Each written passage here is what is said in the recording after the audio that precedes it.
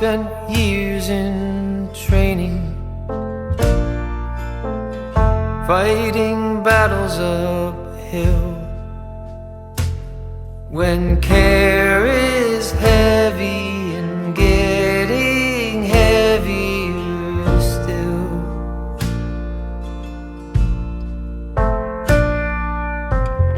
if you need or want me, I'm never too hard to find. You know the places that I like to hide, and we'll go there side by side. You and Kathgodam railway station से करीब 1 घंटा लगा cab से और हम पहुंचे cottage at village, जो कि नोकुचिया ताल में सिचुएटेड है।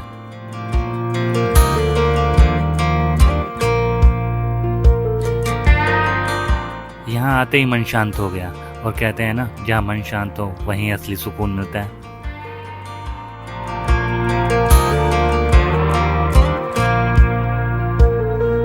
that girl is a runner, she was born to get away.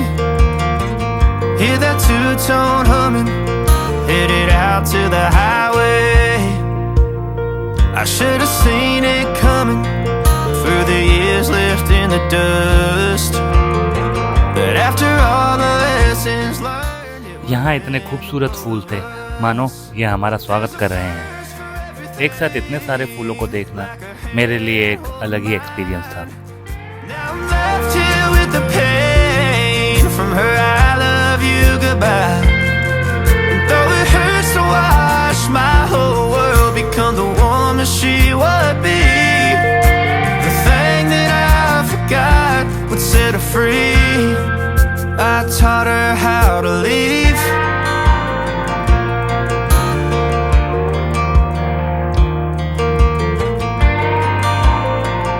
Welcome back to my channel. 2025 अगर मैं कहूँ अपना, तो बहुत चैलेंजिंग रहा मेरे लिए, काफ़ी टफ था। और 2026 की शुरुआत भी कुछ ऐसे ही रही, जिस वजह से ट्रैवलिंग करने का मौका ही नहीं मिला। लेकिन फाइनली आज 1 मई है, और ये जो पहला एक ट्रैवल जो मैंने प्लान किया अपनी फैमिली के साथ, जो कि है नोकुचिया ताल। तो 1-1.5 साल हो गए थे, तो काफ़ी टाइम से ट्रैवलिंग हो नहीं पाई थी। तो फाइनली अब ये ट्रैवल मैंने प्लान किया अपनी फैमिली के साथ, जहाँ मैं ऑलमोस्ट 5 दिन की ये मेरे ट्रैवल प्लान रहेगा। और इसमें मैं कुछ खास एक्सप्लोर करने वाला नहीं हूँ, जैसे मैं नॉर्मली जगहों को एक्सप्लोर करता था। यहाँ सिर्फ मैं एक पीसफुल माहौल की तलाश में हूँ, और बहुत ही सोच समझ कर मैंने इस प्रॉपर्टी को बुक किया और यहाँ पे कुछ टाइम बिताने का मैंने डिसाइड किया। और मेरे को लग रहा है ये डिसीजन मेरा अब तक तो बहुत ही सक्सेसफुल रहा है, क्योंकि जैसा कि आप देख ही रहे हैं, मेरे आसपास का एम्बियंस बहुत ही ज़्यादा पीसफुल है, नेचर से भरपूर है। अभी मैं धीरे धीरे आपको दिखाऊंगा। मेरे सामने बहुत खूबसूरत से पहाड़ हैं, पीछे इस तरह के कॉटेजेस हैं, जो कि एक अलग ही तरीके की वाइब देते हैं।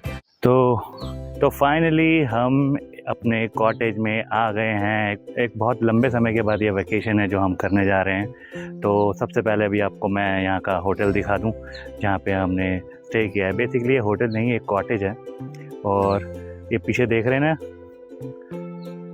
वो देखो मेरा बेटा, ये है हमारे रूम की बालकनी। अब हम आपको दिखाते हैं अपने रूम, क्योंकि शुरुआत में रूम को दिखाना ज़्यादा ज़रूरी है, क्योंकि उसके बाद तो सब गंद मच जाना है। अभी बिल्कुल साफ़ सुथरा है, तो पहले आपको रूम दिखाते हैं। तो भाई सबसे पहले ये है इस पूरे कॉटेज की एंट्रेंस रूम के लिए। और यहाँ पे देख सकते हैं आप कितने खूबसूरत फ्लावर्स लगे हुए हैं।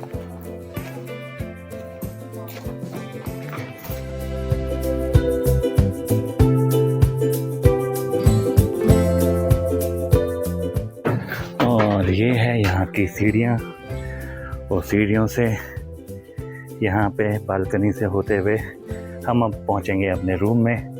ये है मेरा बेटा और ये है मेरी माँ। अभी आप भी हाय कर दो।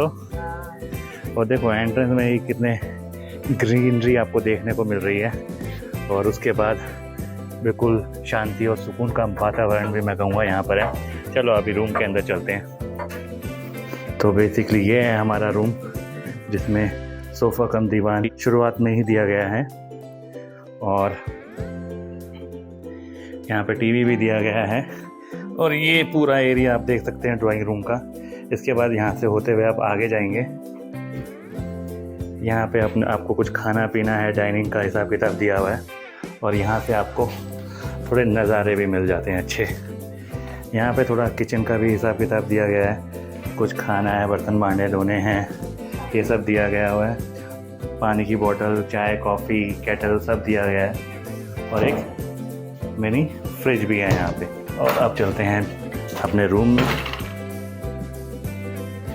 ये है रूम, जिसमें एक बड़ा खूबसूरत सा बेड दिया गया है और यहाँ पे एक वॉशरूम भी दिया गया है। वॉशरूम की लाइट जला देता हूँ।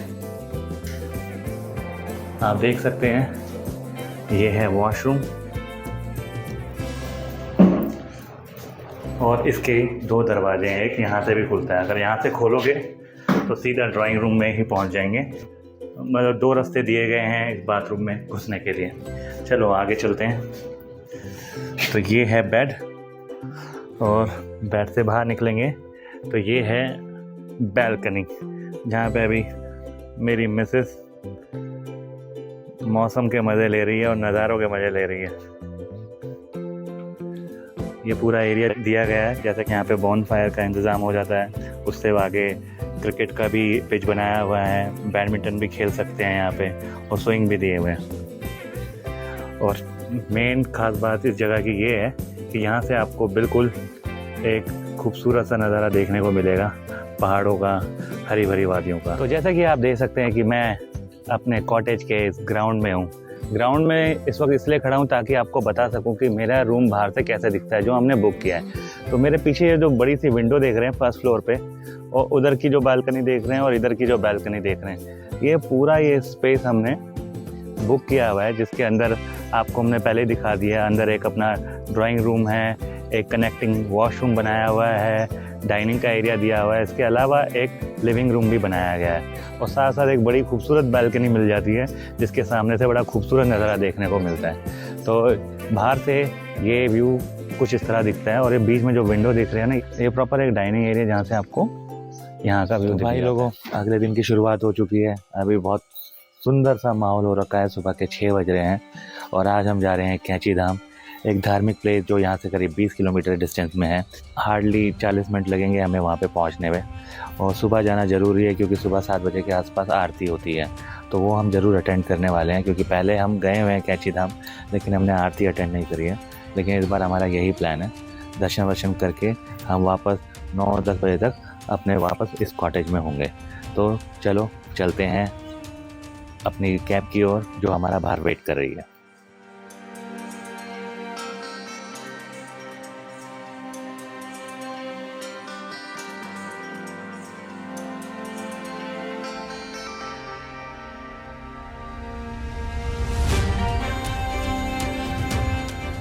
कैंचीनुमा रास्ते होने की वजह से इसको कैंची धाम कहा जाता है।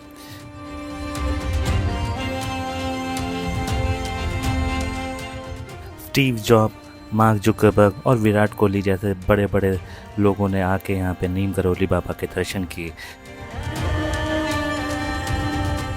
मेरी माँ का भी ये पहला ही एक्सपीरियंस था, जो कि बहुत शानदार रहा।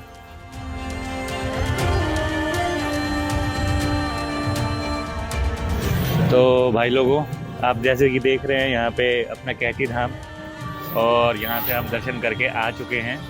जस्ट अभी सुबह के 7:30 बज रहे हैं। जैसे कि मैंने बोला था कि अर्ली मॉर्निंग हम निकल जाएंगे, तो हम अर्ली मॉर्निंग निकल गए। अंदर कैमरा अलाउड होता नहीं है, तो इसलिए अंदर तो कुछ शॉट ले नहीं सकते। लेकिन बड़ा ही अच्छा एक्सपीरियंस रहा, क्योंकि पहली बार हमने, पहले भी आया हूँ मैं नीम करोली, लेकिन पहली बार है जो हमने एक्सपीरियंस लिया यहाँ की आरती का। बड़ा ही फ्रेशनेस फील हो रहा है और काफ़ी पीसफुल था, इतना क्राउड होने के बावजूद भी। तो मेरा एक्सपीरियंस काफ़ी अच्छा रहा। यहाँ पे मेरा बेटा बताएगा। बताओ आपको कैसे लगा? अच्छा। और बताओ क्या क्या था वहाँ पे ऐसा?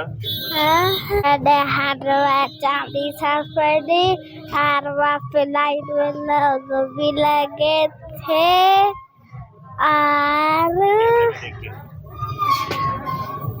और प्रसाद भी। मम्मी आप बताओ आपको कैसा लगा यहाँ पे? बहुत अच्छा लगा मेरे को तो, बहुत अच्छा लगा, बहुत अच्छा लगा। तो बस यही बात थी कि पूरा अच्छा रहा हमारा एक्सपीरियंस। अच्छा मेरी वाइफ भी बताएगी। बहुत अच्छा लगा and I can't explain the peace I felt. बहुत अच्छा था। तो करीब सुबह मैं भी आपको यही रिकमेंड करूंगा कि सुबह आए अगर दर्शन करने आ रहे हैं तो, क्योंकि इसमें आपको 7 बजे के आसपास आरती भी अटेंड करने का एक मौका मिलेगा और इतनी भीड़ भाड़ होती नहीं है। और क्योंकि आज फ्राइडे है, सैटरडे संडे वीकेंड पड़ता है, तो वो टाइम आप अवॉइड कर सकते हैं क्राउड से बचने के लिए और जल्दी आ सकते हैं ताकि आप अच्छे से एक्सपीरियंस कर सकें। हालांकि मैंने 1 साल पहले एक कैंची धाम का विज़िट जब किया था यहाँ पे, तब हम न्यू ईयर के टाइम में आए थे, तो वो बहुत ही ज़्यादा पेनफुल रहा हमारे लिए क्योंकि बहुत ज़्यादा क्राउड था उस टाइम में। गाड़ियाँ 9-9 किलोमीटर पहले पार्क हो गई थी, तो पैदल चल के हमने कवर किया था। लेकिन आज का माहौल ऐसा नहीं है। ये 1 मई है और यहाँ पे इतना क्राउड नहीं है और आराम से 1.5 घंटे के अंदर हम यहाँ से फ्री हो चुके हैं।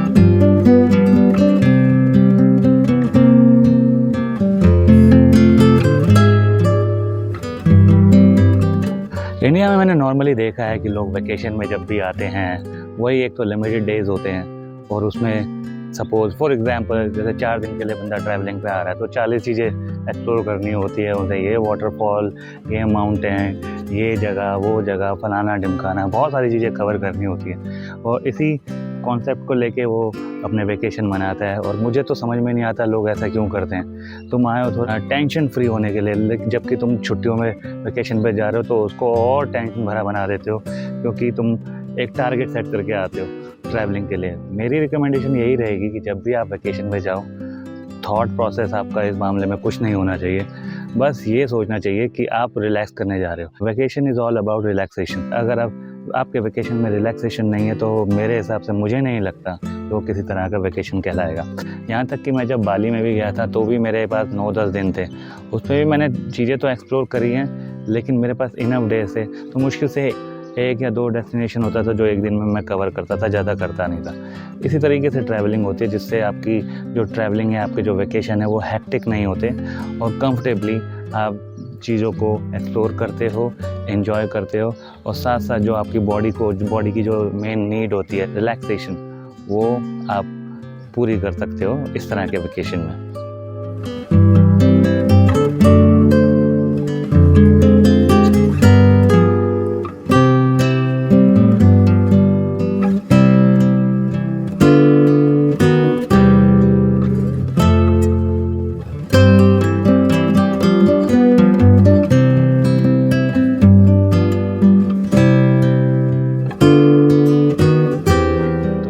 कॉटेज से बाहर निकल के अब हम जा रहे हैं मौनी माता टेम्पल। अगर आपको ज़्यादा पता ना हो इस बारे में तो आपको बता दूं, ये एक बहुत बड़ी शिष्या थी नीम करोली बाबा की और कहा जाता है कि एक बारी नीम करोली बाबा ने इनको बोल दिया था कि आप बहुत ज़्यादा बोलते हो। उसके बाद से ही इन्होंने मौन व्रत धारण कर लिया, तब से इनका नाम मौनी माता से इनके नाम से जाना गया और कहा जाता है ये 65 वर्ष तक मौन रही और मेरे ख्याल से अगर मैं गलत नहीं हूँ तो 92 वर्ष की उम्र में इनका देहांत हो गया। ये हमारे कॉटेज से मौनी माता टेम्पल करीब 1-1.5 किलोमीटर का डिस्टेंस है, जो कि हम बाय वॉक कवर करने वाले हैं। तो देखते हैं कैसा रहता है हमारा ये एक्सपीरियंस। Let's go.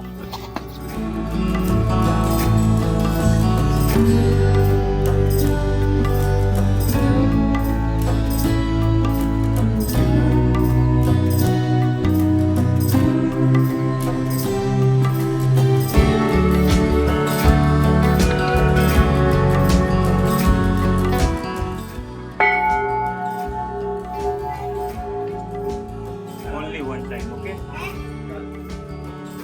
इसको अपनी तरफ खींचो।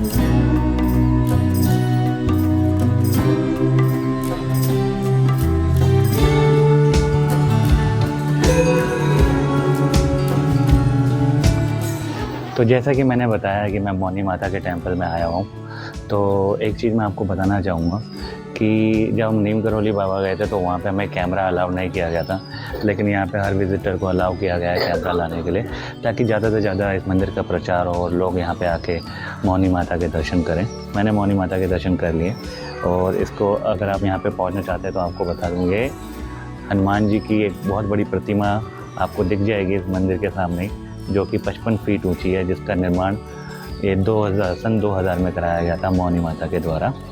और उसके बाद जैसा कि अभी मैंने आपको वीडियो में दिखाया, गुफ़ा देखने को मिलेगी आपको। उस गुफ़ा के ज़रिए आप एग्ज़िट डोर तक पहुंच सकते हैं, और काफ़ी खूबसूरत जगह बनाई हुई है। इतनी अभी पॉपुलर नहीं हो पाई है, लेकिन मुझे पूरी उम्मीद है कि नीम करौली बाबा की ये जो ख़ास शिष्य थी मौनी माता, डेफिनेटली आगे जाके इनकी जो समाधि है जो यहाँ पे सिचुएटेड है, तो उसके दर्शन के लिए भी लोग आएंगे, और बहुत जल्द ये जगह भी नीम करौली बाबा की तरह पॉपुलर होगी।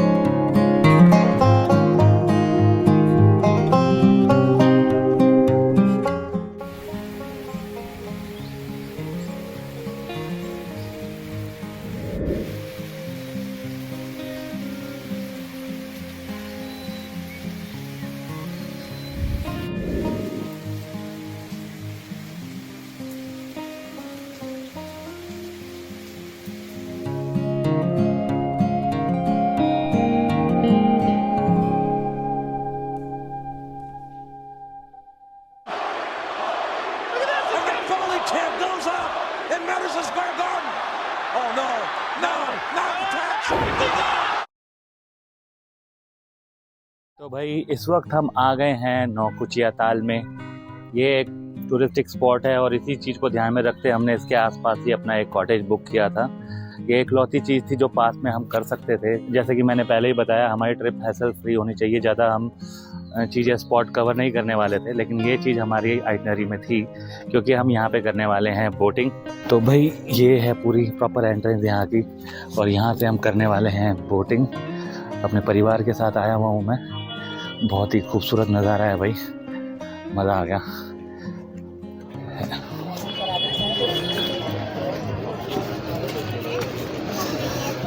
लोग कायाकिंग भी कर रहे हैं और बोटिंग भी कर रहे हैं। तो जैसा कि मैंने आपको दिखाया, यही है बोटिंग का एरिया और हम करने वाले हैं अभी बोटिंग। चलो देखते हैं कैसा रहता है हमारा ये एक्सपीरियंस। कैसा लग रहा है मम्मी? तो भाई हम बैठ गए हैं बोटिंग करने नौकुचिया ताल में। आपकी इन्फॉर्मेशन के लिए बता दूं, ये 4 सीटर है और इसकी पूरी बोट का चार्ज है 400 रुपये, जो कि 40 मिनट के लिए हमने ऑक्यूपाई कर रखी है। आपकी नॉलेज के लिए बता दूं, ये नौकुचिया ताल इसका नाम इसलिए पड़ा है क्योंकि इसके 9 कॉर्नर्स हैं।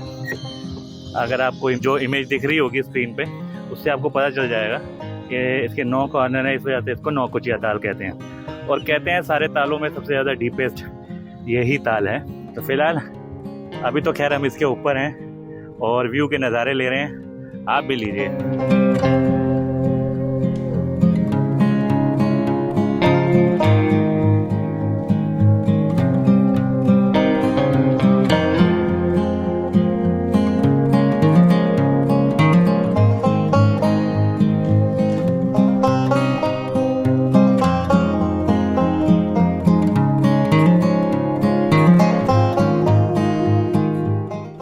मेरे को बोटिंग अच्छी लग रही है। मन कर रहा है कि बार बार आऊं और बार बार करूं।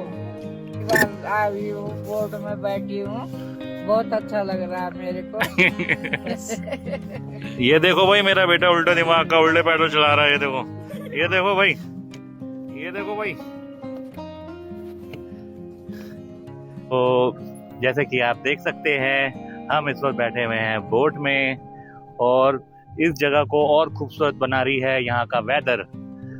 नदी तो है ही बहुत खूबसूरत, लेकिन पहाड़ों के नदी के अलावा एक और खास चीज़ है, वो है वेदर। वेदर बहुत बढ़िया हो रहा है, बीच बीच में हल्की हल्की धूप आ जा रही है, लेकिन ओवरऑल हमेशा छाया सी रह रही है, जिस वजह से हमें यहाँ पे लुफ्त करने में जो हमारा जो फन है ना, वो थोड़ा डबल हो जा रहा है। इसके अलावा एक छोटा सा पॉइंट आपको जब नौकुचिया ताल के करीब आ रहे होंगे ना, एक छोटा सा पॉइंट और नजर आएगा आपको वहाँ पर। एडवेंचर, क्या था वो नाम, पता नहीं, एडवेंचर स्पॉट करके था। उसमें कहा जाता है कि अगर उधर से आप जाओगे ना, तो एक छोटा सा स्पेस ये जो है नौकुचिया ताल का खोला हुआ है वहाँ पे, उससे ज़्यादा कुछ एक्सप्लोर करने को वहाँ पे मिलेगा नहीं। तो आपको मैं यही हिदायत दूंगा कि जब आप नौकुचिया ताल आ रहे हो तो बीच में एक एडवेंचर वाला स्पेस है, उसको अवॉइड कीजिए। उससे थोड़ा और आगे आएंगे तो प्रॉपर ये बोटिंग का स्पॉट मिलेगा आपको नौकुचिया ताल का, जो कि वहाँ से करीब 200 मीटर के डिस्टेंस में ही आगे जाएंगे तो आपको मिल जाएगा। इस तरह के खूबसूरत नज़ारे बहुत रेयर ही देखने को मिलते हैं, स्पेशली दिल्ली में, क्योंकि वहाँ पे आपको बहुत ज़्यादा ट्रैफिक दिखता है, बहुत ज़्यादा क्राउड दिखता है और पॉल्यूशन भी दिखता है। लेकिन यहाँ पे इन सारी चीज़ों की थैंकफुली बहुत कमी है, जिस वजह से हम ज़्यादा एंजॉय कर पा रहे हैं।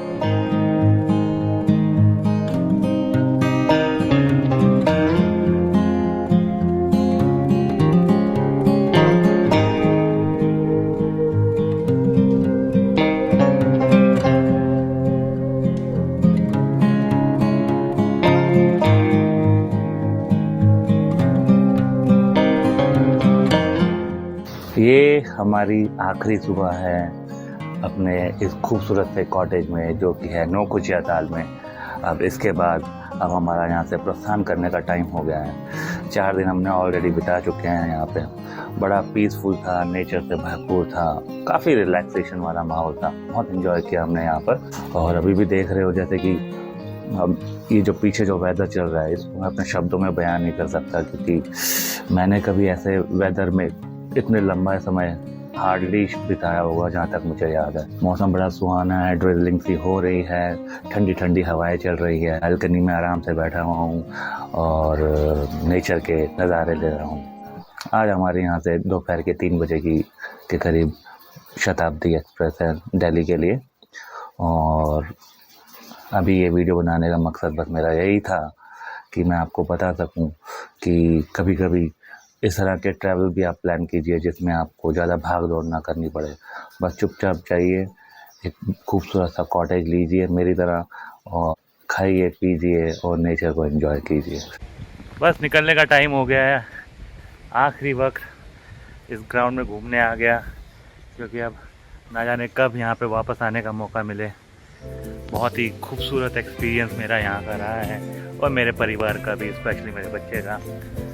तो मिस तो करने वाला हूँ मैं इसे। देख रहे हो पीछे एक तो पूरे पहाड़ हैं, उसी पहाड़ के आसपास कहीं ना वो पैराग्लाइडिंग होती है, जिसके शॉट हमने पता भी कहाँ से बैठ के देखे।